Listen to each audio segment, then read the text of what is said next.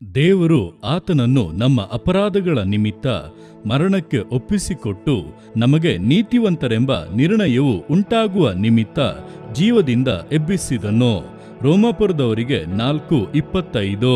ಪ್ರಿಯರೇ, ನಾವೆಲ್ಲರೂ ಕೂಡ ಪಾಪ ಮಾಡಿ ದೇವರ ಮಹಿಮೆಯನ್ನ ಕಳೆದುಕೊಂಡವರೇ.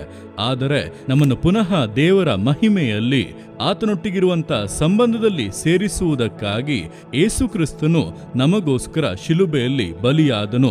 ನಮ್ಮ ಅಪರಾಧಗಳನ್ನು, ನಮ್ಮ ಪಾಪಗಳನ್ನು ಆತನು ಹೊತ್ತು ನಮ್ಮನ್ನು ನೀತಿವಂತರಾಗಿ ಮಾಡುವುದಕ್ಕಾಗಿ ಪುನರುತ್ಥಾನನಾಗಿ ಜೀವದಿಂದ ಎದ್ದನು.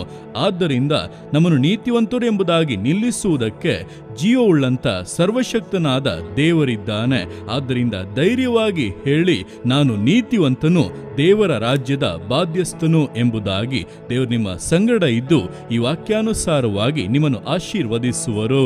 ಆಮೇನ್.